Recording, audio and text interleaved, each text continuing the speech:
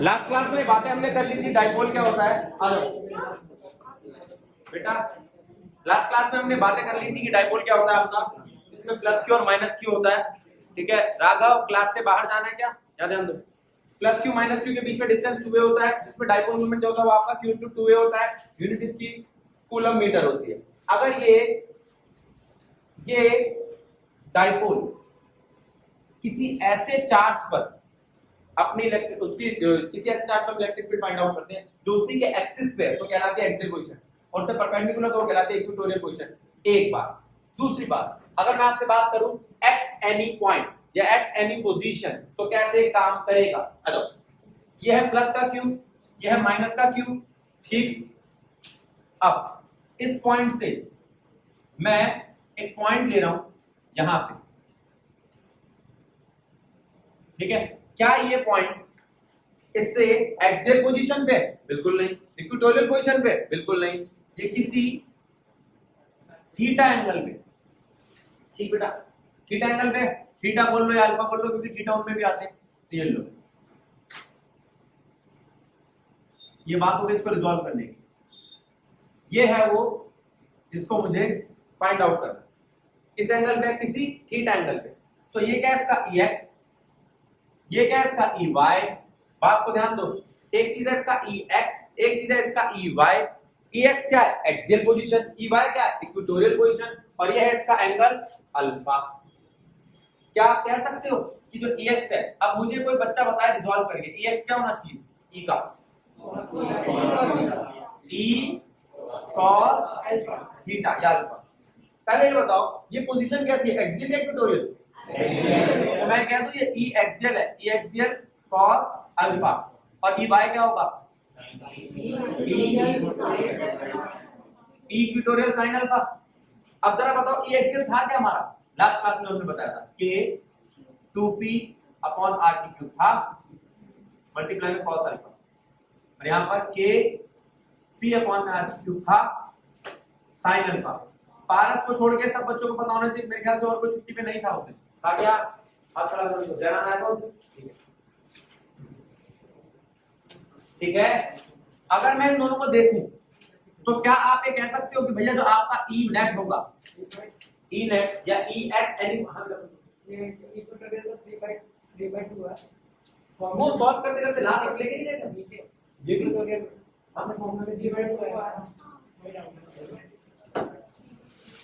बोलो। इसके बाद हमने कहा नहीं था a² को r² ले लो, फिर इससे ये जो a² होगा, r² बहुत छोटा तो हट जाएगा, 2 से 2 कट जाएगा। कहां जाना है बेटा? कोई बात नहीं, मैं दोबारा समझा उसको, उस पॉइंट को दोबारा एक बार क्लियर कर दूं। ठीक, मेरे को दोनों इक्वेशन दियो, मैं दोबारा समझाता हूं। E नेट क्या आया? इससे E नेट क्या आएगा? हाँ बोलो, अंडर रूट में EX का स्क्वायर प्लस EY का स्क्वायर। ठीक है, आ सकता है। तो आप इसको कह सकते हो कि अंडर रूट में K 2kp बाय r³ और cos अल्फा। अंडर रूट को चाहो तो भी हटा दो, E नेट का स्क्वायर पटक दो।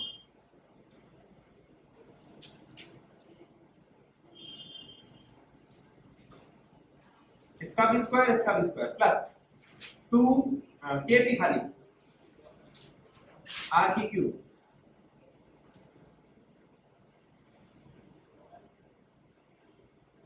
कुछ कॉमन आता दिख रहा है आपको? kp r³ कॉमन ले सकता हूं? लेते हैं। आओ,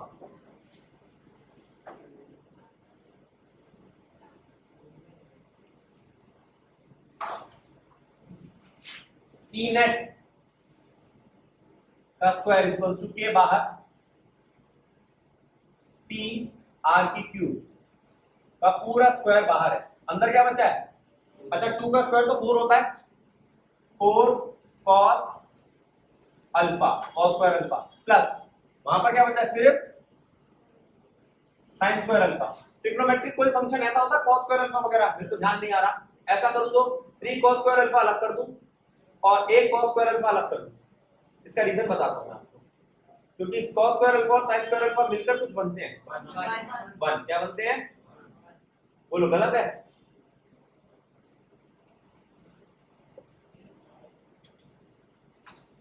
ठीक है, ई नेट कितना आया? ये चीज क्या बन गई? ई नेट के पी आर की क्यूब का whole square 3 cos square alpha plus 1। पहले इसको समझो। अब एक बात बताओ, अगर वहां से मैं उसका स्क्वायर हटाऊं तो इसका यहां से स्क्वायर हट जाएगा और फिर अंडर रूट लग जाएगा। बोलो, ठीक है? अब मैं आपसे कहता हूं, अगर अल्फा 0 डिग्री हुआ, अगर अल्फा 0 डिग्री हुआ तो कौन सी पोजीशन हो गया? एक्सियल की equatorial? Eight axial position, axial position में आपके हिसाब से ई नेट, ये एक्सियल कितना होगा? ऊपर वैल्यू में रख के देखो, यहां पर आपको के दिखाई दे रहा है, पी दिखाई दे रहा है, आर की क्यूब दिखाई दे रहा है, 3 cos स्क्वायर 0 डिग्री का। आप जानते हो cos 0 कितना होता है? 1। और 1 का स्क्वायर क्या होता है? 2 आएगा पे प्लस 1, है ना? और ये अंडर रूट में ही पड़ा है। अच्छा, 3 प्लस 1 कितना होता है? 4। और 4 का अंडर रूट 2। बिल्कुल ठीक, 2 आ जाएगा एक्सियल पोजीशन पे। कोई हाँ, मैं जगह छोड़ देता हूँ यहाँ पर। ये लो, यहाँ बनाया था। ये एक्सियल क्या है आपका? 2 के पी आर की क्यूब। यही तो बताया था स्टार्टिंग में मैंने आपको। क्या इक्विटोरियल रखूंगा तो क्या होगा? इक्विटोरियल में ये पूरी की पूरी वैल्यू 90 हो जाएगी। 90 का मतलब 0 1 ही रहेगा, तो के पी आर की क्यूब, वो भी ठीक है। बात समझ में आई? तो क्या ये एट एनी पोजीशन ठीक है? हाँ भाई, ये तो दोनों को समझा रहा है। एट एनी पोजीशन वाली बात दोनों पॉइंट्स को समझा रही है। बात ठीक है या गलत है? ठीक है। अब पहले इसको नोट डाउन करो, फिर इसको एक और तरीके से बताऊंगा। हाँ हाँ बोलो। लास्ट क्लास में हमने आपको एक्सियल पोजीशन बताई थी। अब सिर्फ सुनो, एक्सियल पोजीशन में ई एक्सियल क्या निकल के आया? जो जिसमें अंडर रूट की टर्म बची थी। बोलिए बेटा पूरी इक्वेशन, जिसमें एक्स और ए दोनों बचते हैं। एक्स और ए, हाँ जरा ध्यान दो। हाँ एक्सियल बची। k dot 2p dot r upon r square minus a square to the power 2। ये एक्सियल है। इक्वेटोरियल बोलिए बेटा ऐसे, k dot p upon r square plus a square to the power 3/2। पहले तो बेटा एक बार इसको समझ लो। कुछ बच्चे यहाँ पर कह रहे हैं ये इक्वेशन थी, आप पता नहीं कहां ले गए। ये तब लगेगी इक्वेशन जब ए और आर कंपेरेबल साइज के होंगे, ठीक है? लेकिन होता क्या है, ए हमारा बहुत, अगर ए बहुत छोटा है आर से तो ए का स्क्वायर क्या होगा? नेग्लिजिबल होगा आर के स्क्वायर। और इस हिसाब से ई एक्सियल क्या आएगा? ई एक्सियल आएगा आपका के 2p अपॉन आर स्क्वायर का स्क्वायर मल्टीप्लाई में आर। अच्छा, नीचे आर की पावर कितनी दिख रही है? 4 से 1 गया तो आर की क्यूब बचेगा। अब तेरी प्रॉब्लम दूर हो गई जो तूने पूछी थी। फिर अगर मैं यहां पर भी निगलेक्ट कर दूं तो बेटा, अगर यहां पे भी मैं ए स्क्वायर को निगलेक्ट कर दूं तो ये एक्सियल क्या बचती है? इक्वेटोरियल क्या बचता है? K p r square raise to the power 3/2। तो 2 से 2 कट जाएगा। अब मुझे एक बात बताओ, क्या इन दोनों में कोई सीधा साधा रिलेशन दिख रहा है? इसमें जो पावर काटने के बाद बचता है क्यूब बचता है, और इसमें हाँ ई एक्सियल डबल है ई इक्वेटोरियल का। ये बात समझ में आती है? इतना समझ में आता है पक्का? अब मैं कहता हूं आप एक दो चार्जेस लो। मैं पारस से बात कर रहा हूं। पारस इधर आ जाओ, जरा ध्यान दो क्या बात कर रहे हैं, जल्दी सुनो क्या कह रहे हैं। पारस, ये है प्लस क्यू का चार्ज, ये है माइनस क्यू का चार्ज, ठीक है? अगर मैं यहां पर बात करूं तो ये पोजीशन कैसी है? एक्सियल। ये पोजीशन कैसी है? इक्वेटोरियल। एक्सियल इक्वेटोरियल के तेरे पास दोनों इक्वेशंस पड़ी है। क्या ये कोई एक्सियल पोजीशन है? ये इक्वेटोरियल पोजीशन है नहीं, तो तूने कहा भैया इसको रिजॉल्व कर लो, एक्सियल इक्वेटोरियल है तो क्या हुआ, उसमें खोल लेंगे, क्यों, वेक्टर की बात, वेक्टर की बात हम जानते हैं, और कुछ ना मिले तो रिजॉल्व कर डालो उसको। ये है क्या, ये ई है, ई एट एनी पॉइंट, ये क्या है ई एक्सियल, ये क्या है ई, लेकिन इसको अगर मैं ये कहूं कि ये इसका ई वाई है और ये इसका ई एक्स है, तो कोई दिक्कत है क्या, जल्दी बता। तो तू कह सकता है कि भैया आप यूं कहना चाह रहे हो जो ई एक्स है ना वह ई का कॉस अल्फा, ये बात जानता है पक्का, ये 11 की बात, और ये ई का साइन अल्फा, बता जल्दी, किसको नहीं पता ये बात, क्लियर। अच्छा, इस वक्त कौन सा एक्सिस है और इस वक्त कौन सा एक्सिस है, एक्सियल का मतलब क्या है और इक्वेटोरियल का मतलब क्या है, एक्सियल का मतलब है के, वहां से पढ़ो, के 2p अपॉन r की क्यूब cos अल्फा, और यहाँ पर के p अपॉन r की क्यूब sin अल्फा। अब बोलो, ना ना ना r स्क्वायर नहीं है बेटा, एक ही r कटा था, r का क्यूब तो बचेगा, ठीक है। जल्दी से बताओ ये बात ठीक है गलत है, किसके समझ नहीं आया, यहाँ तक सबके समझ में आ गया, इसके बाद समझ नहीं आया, मतलब गणित बिल्कुल ही खत्म है, देखो अच्छा देखो आ गया। तो e एट एनी पॉइंट को मैं e नेट कह रहा हूं, वो क्या होगा, अंडर रूट ex का स्क्वायर प्लस ey का स्क्वायर। अब है क्या भैया ex का square, k 2p by r की क्यूब cos अल्फा का square plus k p by r की क्यूब sin अल्फा का स्क्वायर। नहीं समझ आया, आप कह सकते हो भैया यहाँ से तो आप बाहर ले लो k, यहाँ से आप बाहर ले लो 2p, यहाँ से आप बाहर ले लो r की क्यूब, ले लो बाहर, अंदर क्या बचेगा 2p मत बाहर लो, 2p कॉमन नहीं ले सकता, दोनों के पास 2 cos अल्फा का स्क्वायर बचेगा प्लस sin स्क्वायर अल्फा बचेगा, बचेगा क्या। अब मैं ई नेट को और इसको बार बार नहीं लिखूंगा, इसको लिख सकता हूं 4 cos square alpha plus sin square alpha, लेकिन हमें अभी ताजा तरीन विश्वसनीय सूत्रों से पता चला है कि आर्यभट्ट का वंशज है हमारे पास, वो है ये कह रही है भैया आपने इसको डब्बा बना के बंद क्यों नहीं कर दिया, टेंशन खत्म।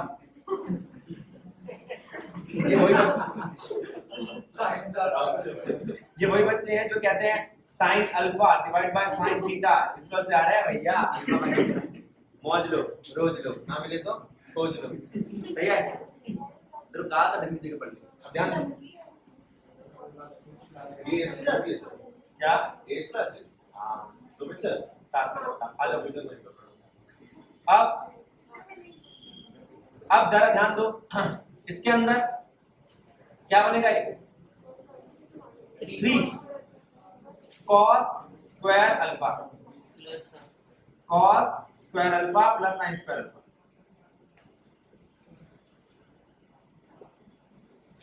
अरे मजाक नहीं, सीरियस ध्यान दे पढ़ाई पे। ये क्या है तेरा 3 cos स्क्वायर अल्फा प्लस 1। अब मेरी बात सुनेंगे, इस अल्फा की जगह मैं 0 डिग्री रख सकता हूं और रखो e एक्सियल के लिए 0 डिग्री रखो, वो क्या है k p बाय r की क्यूब, और ये क्या है 3 cos स्क्वायर अल्फा मतलब cos 0 क्या होता है 1, 1 का स्क्वायर क्या होता है 1, और 3 प्लस 1 4, और उसका अंडर रूट और पड़ा हुआ था, तो क्या बन जाएगा 2, तो k 2p बाय r की क्यूब, यहां से इक्वेटोरियल क्या बनेगा k p बाय r की क्यूब तो है ही, अंदर क्या बचेगा 3, और cos 90 इक्वेटोरियल के 90 क्या होता है 0 प्लस 1। अच्छा एक बात बताओ, 3 को 0 से मल्टीप्लाई करेंगे तो क्या आएगा, बताओ। अच्छा अब तो ये क्या बना k p बाय r की क्यूब, तो जो हमने पहले बताया था वही इक्वेशन दोबारा आ गई, इसलिए ये वाला इक्वेशन काम करती है। ये तो बताई मैंने आपको आसान तरीके से। अब मैं आपको हाँ जी तो फिर ये की एक्सियल माना जाएगा कौन, नहीं नहीं नहीं, ये दोनों केस है, ये एक्सियल भी इक्वेटोरियल भी। इसके अंदर आपको एक थीटा एंगल मिला था, उसका जवाब तो यही खत्म हो गया था, ये इसका जवाब था। E एट एनी पॉइंट का K P by R की क्यू। मैं कह रहा हूं ये उनको भी प्रूव कर सकता है एट एनी पॉइंट के अंदर। एक्सियल और इक्वेटोरियल तो एनी के अंदर ही आते हैं। आई बात समझ में? पक्का। अब इसके बाद एट एनी ना नहीं एट एनी पॉइंट के बाद एक मिनट सबर रखो।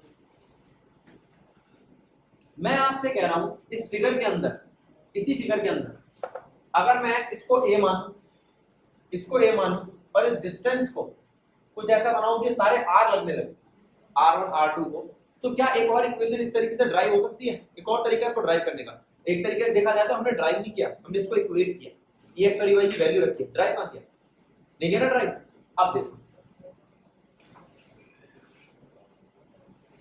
देखना क्या कर रहा हूं, समझ में आएगा आपको। ये है वो डाइपोल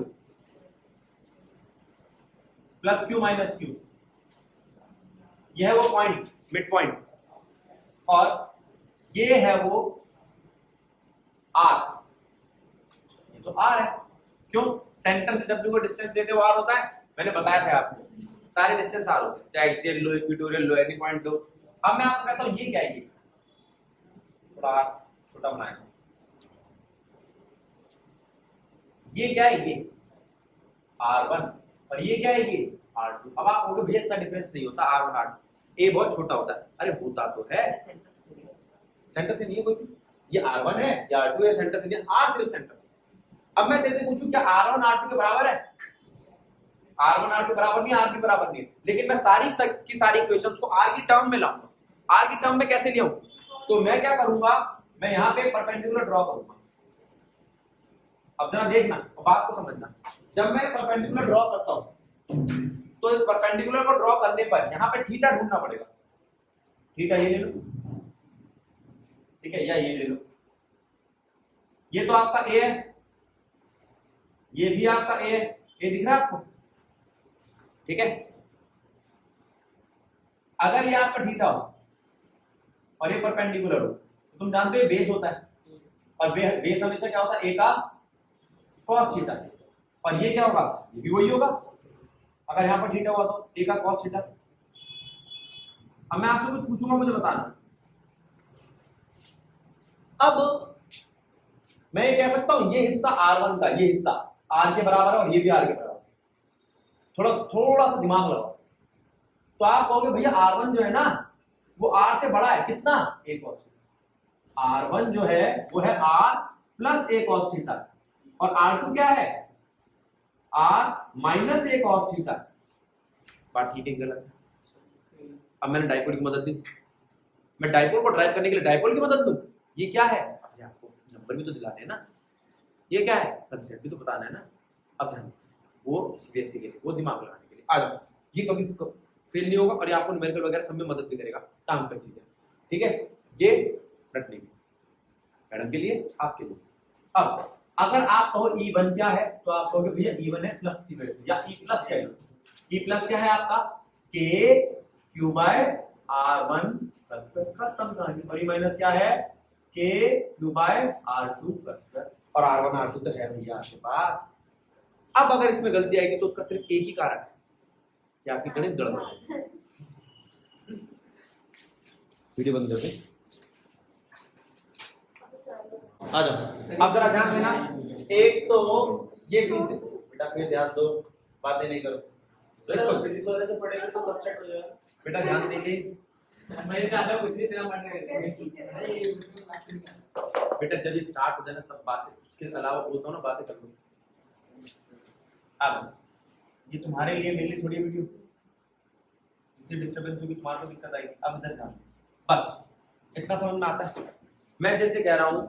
अब जरा ध्यान दो, दिक्कत क्या है, अब जरा थोड़ी सी बात समझना, ये हो ये हो ये हो, इन सभी पॉइंट्स में दिक्कत क्या है, इससे सारे प्लस और माइनस क्यू के डिस्टेंसेस इक्वल नहीं।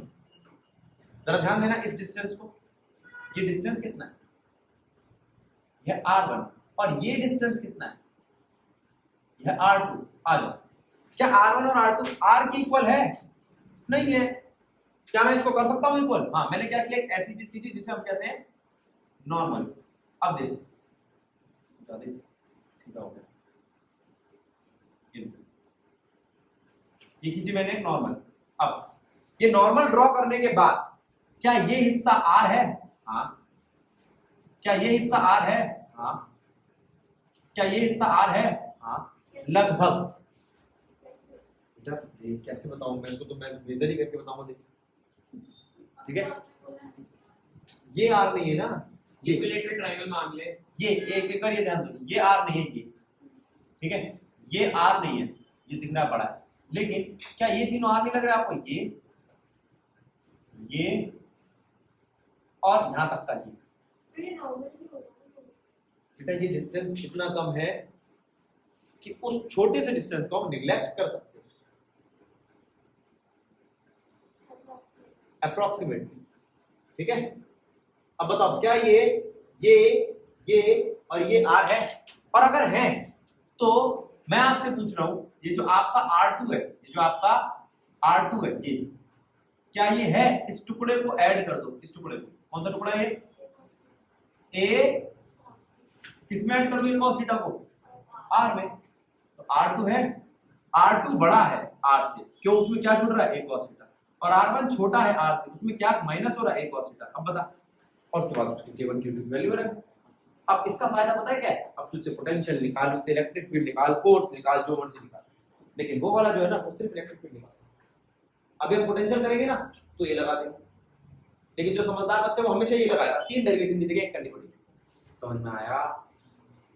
कोई बात नहीं, टाइम लग रहा है, कोई दिक्कत नहीं, ये इंपॉर्टेंट डेरिवेशन। ए हमेशा छोटा होता है, अगर ए बड़ा हो तो वो डाइपोल का रोल ही प्ले नहीं करता, ठीक है।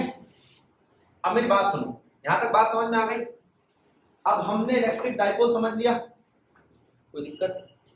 अभी तक हम क्या क्या चीज समझ चुके हैं, एक बार रिकॉल करते हैं जरा ध्यान। सबसे पहले हमने समझा चार्ज। चार्ज का फॉर्मूला क्या है?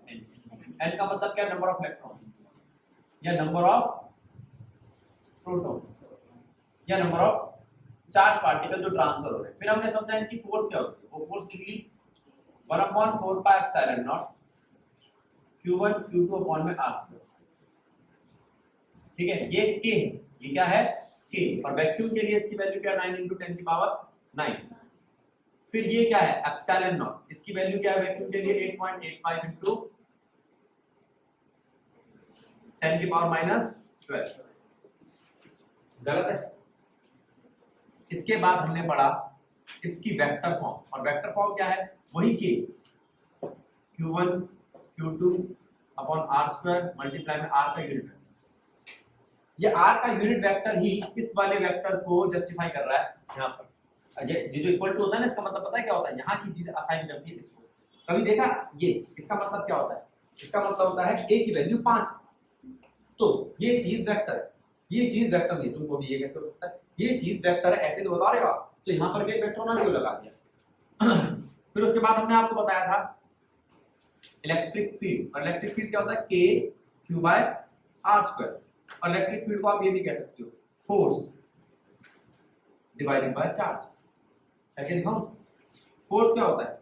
k q/r, इलेक्ट्रिक फील्ड क्या होता है? k q/r। तो डिफरेंस किसका है?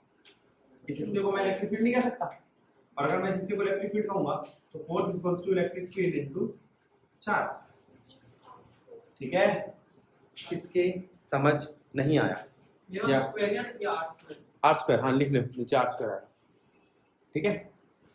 अब फोर्स हो गई, इलेक्ट्रिक फील्ड हो गई, अब बारी आती है किस चीज की? हाँ जी, क्या? डाइपोल मोमेंट में आज बताई दिया आपको क्या क्या चीजें।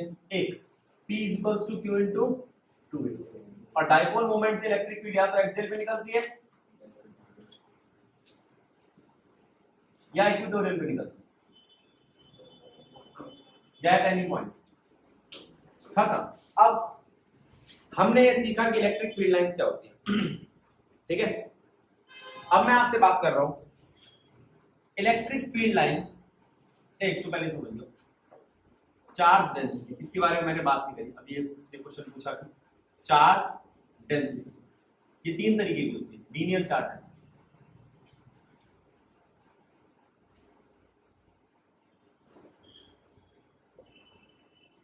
सरफेस चार्ज डेंसिटी और volume charge density. Linear charge density को आप लैम्डा से दिखा सकते हो, सरफेस को सिग्मा से और वॉल्यूम को रो से। इसका मतलब है charge per unit length, charge per unit area, charge per unit volume. गलत है क्या? तो चार्ज, अब आप कहोगे भैया एक तो हमने एक और डेंसिटी पढ़ी थी, उसका नाम क्या था? मास डेंसिटी पढ़ी है, मास पर यूनिट वॉल्यूम, वो भी डेंसिटी, ये भी तीनों डेंसिटी। जरा ध्यान दो। तो चार्ज डेंसिटी अभी कॉन्टिन्यूअस चार्ज डिस्ट्रीब्यूशन को समझाने में मदद करेगी, लेकिन उससे पहले मैं आपसे पूछ रहा हूं फ्लक्स के बारे में। फ्लक्स वर्ड किसी ने सुना है? सुनो सुनो, क्या? एक चीज पे जो प्रेशर पड़ता है इससे वो तेजी से बाहर की तरफ निकलती है। कोई चीज बाहर की तरफ निकलती है किसी पर्टिकुलर एरिया क्रॉस सेक्शन से, उसे हम फ्लक्स कह सकते हैं। अब जरा देखना ये क्या लिख रहा हूं मैं, और आप बताओ कि क्या फर्क है। भाई मैंने एक एसी लगवाना है और जिस दीवार पे लगवाना है उस पे इतनी ही दीवार है, रूम ही लंबा है, ये रूम है। मैंने छोटी सी विंडो वाला एक स्प्लिट एसी लगवाना है, ठीक है, और वो स्प्लिट एसी में ऐसे करके वो विंडो होती है छोटी सी, और वो इस तरीके से अपना एयर ब्लास्ट दे, ठीक है, हवा फैला। फिर अगर मैं इस वाले रूम में जिसमें तुम बैठे हो, जो एक स्क्वायर पीस है, अगर उसमें इधर लगाओ तो एक एसी, तो कैसे हवा देगी? इतनी नहीं फैल पाएगी। तो मैंने कहा काम करो भैया, विंडो ही बड़ी कर दो। शायद आपने कभी नोटिस किया होगा, कईयों के घर में बड़ी लंबी लंबी विंडो होती है। डेटन तो डेटन ही होता है। डेटन क्या है? वो तो कूलिंग का बाहर का जो एक्सटेंशन पड़ा है ना, वो है। तो ये विंडो बड़ी करने से क्या फायदा हुआ? अगर मैं यहाँ पर इतनी बड़ी विंडो लगा दूं तो क्या होगा? सबके पास बराबर की एयर फ्लक्स आएगा। क्या आएगा? Air flux. क्या आएगा? ठीक है। अब इसका मतलब ये जो फ्लक्स है ना, ये टर्म एरिया से रिलेट कर, ठीक? किसी पे कड़ा है? मिल जाएगा बेटा?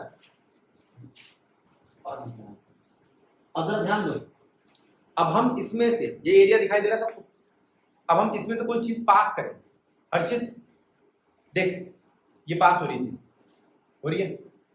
कैसे, कब पास होती है? जब इससे क्या हो? सरफेस से कैसी हो?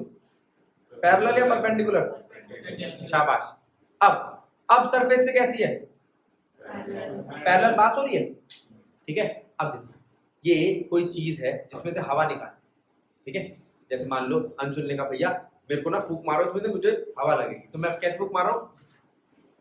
अंशुल कहेगा बेड़ा गर्व हो भैया, यहां से मारनी है, ये कहां मार रहे हो? तो इसका मतलब अगर इसके ऐसे निकल जाए तो वो हवा, लिक्विड, कोई फ्लूइड या इलेक्ट्रिक फील्ड बेकार है। समझ रहे हो? समझ रहे हो? तो अगर ऐसे गई तो काम की नहीं है, लेकिन ऐसे गई तो काम की है। अच्छा, थैंक यू। अब देख, अब जरा सुनो, हम बात कर रहे हैं एलिशा से। एलिशा गुड़िया ये बता, ये दिख रहा है तेरे को एरिया? अच्छा, वो मैंने इसलिए दिया था 3D दिखता नहीं ना। अब 3D सोचिए उसको। अब ये चीज देख, निकल रहा है पेनिट्रेट करता हुआ, और ये चीज देख पैरेलल है। तो कौन सा तेरे को लग रहा है कि किसमें मैक्सिमम फ्लक्स होगा? पहले तो फ्लक्स वर्ड समझ लिया, अब कितनी चीज निकल रही है, ठीक है। ये खिड़कियां जो तुमने बनवाई है, अच्छा एक खिड़की खोली और हवा ऐसे आई, ठीक है। अब मुझे पता है कि भाई खिड़की से ना ऐसी हवा आती, मैं ऐसी जगह खिड़की बनवा लूं जहां पर हवा ऐसे जाती हो, और मैं खिड़की बड़ी करता। अरे भाई खिड़की नहीं, एंगल चेंज कर। क्या बदलना है? तुमने हवा ऐसे आती है और तुमने खिड़की ऐसे लगा रखी है, तो क्या फायदा होगा उसका? तो इसका मतलब यहां पर एक फ्लक्स किस पे डिपेंड करता है? एरिया पे, और दूसरा एंगल पे। बात समझ रहे हो? बना खुद से। अब मैं आपसे कह रहा हूं, क्या आपको एरिया पता है क्या होता है? घूम फिर के गणित कर रहे। एरिया क्या होता है? Area, what is area? Length का स्क्वायर और लेंथ इनटू ब्रेड्थ। दो साइड्स का स्क्वायर है ना, एक्सिस और वाई एक्सिस को जब एक कुछ ये सब बोलोगे, चलो अच्छी बात है। पहले एक बार इसको नोट करो।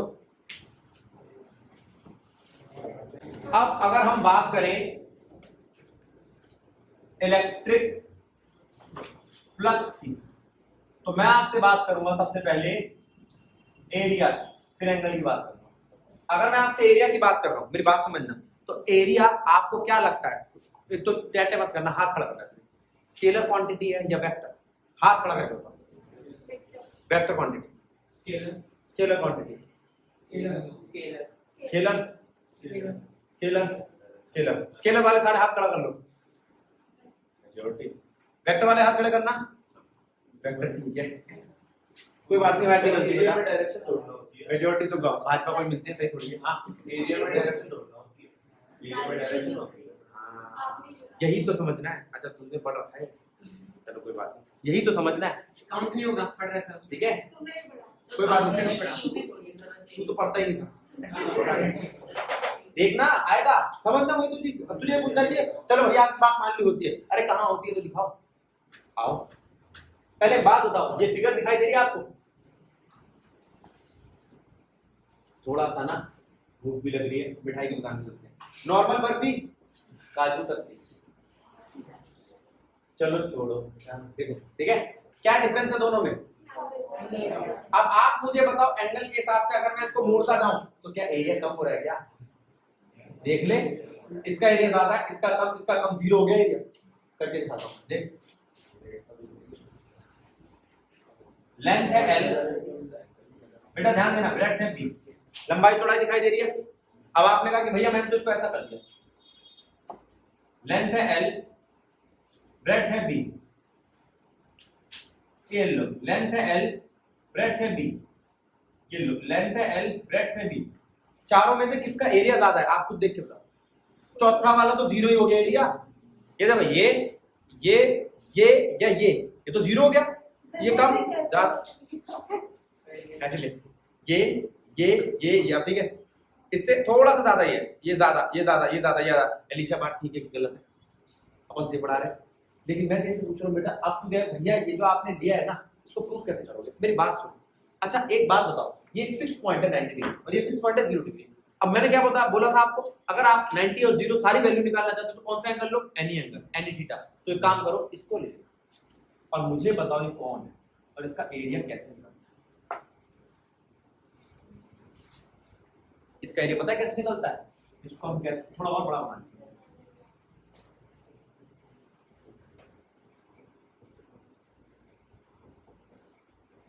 बात तो समझना बेटा। अगर ये समझ आता है ना, फ्लक्स समझा, इलेक्ट्रिक फ्लक्स रटने की जरूरत नहीं पड़ेगी, बच्चे रटने हैं। ये है लेंथ L, ये है ब्रेड्थ B, ये है थीटा एंगल। इस लेंथ के इस हिस्से को मैं क्या कहूंगा? वैसे इसको हम कहते हैं हाइट। और आपको बताऊं इसका एरिया क्या होता है? एरिया ऑफ, वैसे तो ये वो है, क्या बोलते हैं इसको, पैरेललोग्राम बोल सकते हो, रॉम्बिक बोल सकते हो, एरिया ऑफ ABCD। मैं तो ABCD बोल रहा हूँ, नाम ही नहीं दे रहा इसको। तो वो क्या निकलेगा आपका? Base into altitude, base into height. Base into height इसका एरिया है, क्या है? तुम्हें पता है अगर मैं रिजॉल्व करूं इस AB को तो उसके दो कंपोनेंट बनेंगे, एक ये x एक्सिस वाला और एक ये y एक्सिस वाला। अब बताओ y एक्सिस वाला कंपोनेंट होता क्या? L नहीं समझ आ रहा है, ये गलत बात है, बता पक्की बात है। तो तू कह सकता है कि भैया आप h की लिख रहे हो, आप लिख दो B cross L sine theta. अब आप बताना कि क्या एरिया गलत है? अगर मैं इस थीटा को बिल्कुल स्क्वायर कर देता हूं तो थीटा क्या होता है? और 90 भी क्या होता है? B cross H। किसका? B क्रॉस L किसका एरिया है? रेक्टेंगल का। स्क्वायर का बेटा एक फिगर, ठीक है, रेक्टेंगल की एक फिगर को हम स्क्वायर कहते हैं जब कंडीशन। और अगर थीटा 0 कर दूं तो एरिया कितना हो जाएगा?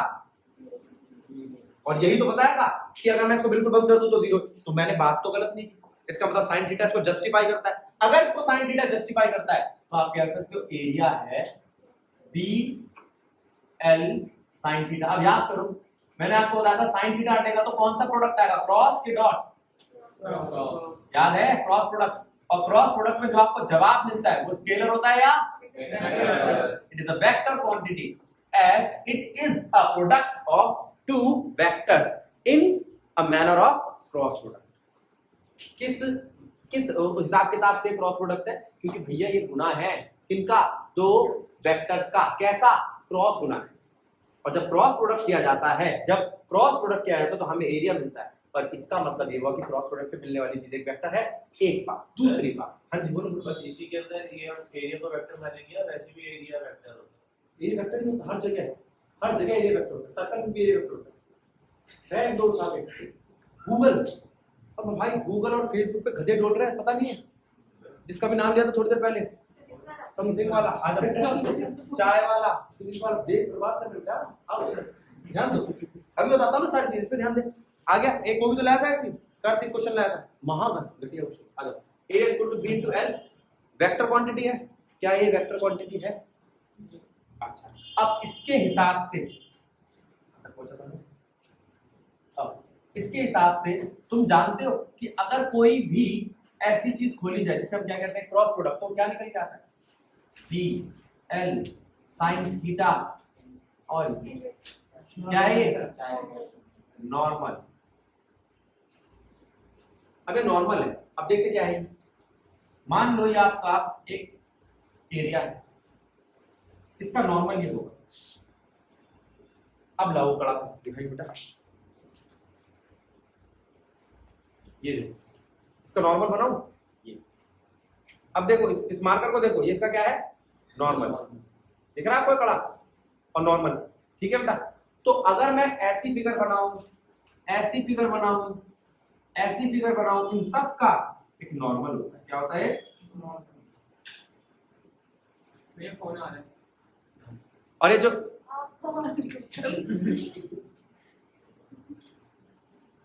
अब ये क्रॉस प्रोडक्ट में हम नॉर्मल कब लगाते थे, याद करो, आई क्रॉस जे क्या होता है, के, जे क्रॉस के क्या होता है, आई क्रॉस के क्या होता है, जे। तो नॉर्मल जवाब देता था, तो हमें नॉर्मल चाहिए, तो जब भी मैं एरिया का जवाब निकालूंगा तो उसमें नॉर्मल चाहिए होगा। अब इधर ये एरिया वाली बात समझ में आ गई। अब इसी के अंदर अगर मैं आपसे पूछूं कि इलेक्ट्रिक फील्ड कैसे पास ऑन कर रही है, तो एरिया के हिसाब से करती है। किसके हिसाब से कर रही है? अब इधर देखो, ये है आपका वो स्क्वायर पीस जिसमें से इलेक्ट्रिक फील्ड निकल रही है, निकल रही है, देखना निकल रही है। अब इसी पे अगर मैं नॉर्मल वेक्टर बनाऊं, ये नॉर्मल है, नॉर्मल और इलेक्ट्रिक फील्ड की डायरेक्शन देखना बेटा, जो नॉर्मल है और जो इलेक्ट्रिक फील्ड है उसकी डायरेक्शन देखो, नॉर्मल भी इधर और इलेक्ट्रिक फील्ड थीटा कितना है, 0। और इस वक्त मैक्सिमम है, इस वक्त ये मैक्सिमम है। अब आप बताओ, मैंने क्या कहा था, एक तो मैं एरिया की बात करूंगा, प्लस में दूसरी चीज किसकी बात करूंगा, ठीक है। मैं यहाँ स्टार मार रहा हूँ, उसको यहाँ कंटिन्यू कर रहा हूँ। अगर कोई चीज 0 डिग्री पर मैक्सिमम हो तो कौन सी ट्रिग्नोमेट्री है, कौन सा ट्रिग्नोमेट्रिक फंक्शन है, तो इसका मतलब एंगल जो होगा उसको कौन डिफाइन करेगा, फ्लक्स में cos थीटा। तो यहां पर इलेक्ट्रिक फ्लक्स का जवाब cos थीटा में आएगा। अगर किसी चीज का जवाब sin थीटा में आता तो वेक्टर होता है, फ्लक्स का जवाब किसमें आ रहा है, cos थीटा में, तो फ्लक्स क्या होगा, वेक्टर के स्केलर। क्वेश्चन को तुमसे पूछे इलेक्ट्रिक फ्लक्स क्या है, वेक्टर के स्केलर, वो कहेगा, तो आप कहोगे स्केलर, तो वो कहेगा भाई साहब क्यों, इसकी तो डायरेक्शन होती है, तो हवा इधर जा रही है तो ऐसा, ऐसे इधर जा रहा है, तो क्या भैया ये वाली डायरेक्शन नहीं, हमें ये पता करना है कि ये 0 डिग्री पे मैक्स है कि 90 पे। आपने कहा भैया 0 पे मैक्स है, 0 पे मैक्स है ना, तो cos को मान रहा है, cos को मान रहा है ना, तो उन दो चीजों का प्रोडक्ट है जो cos प्रोडक्ट देता है, और cos प्रोडक्ट होता है डॉट प्रोडक्ट, और डॉट प्रोडक्ट क्या निकलेगा तुम्हारा, स्केलर, ठीक है। तो फ्लक्स जिसका सिंबल है फाई, मैं यहां लिख देता हूं, पूरा नेक्स्ट क्लास में कराऊंगा, आता है ये, flux is equals to electric field into area into cos का थीटा। आई बात समझ में, समाप्त। सेकंड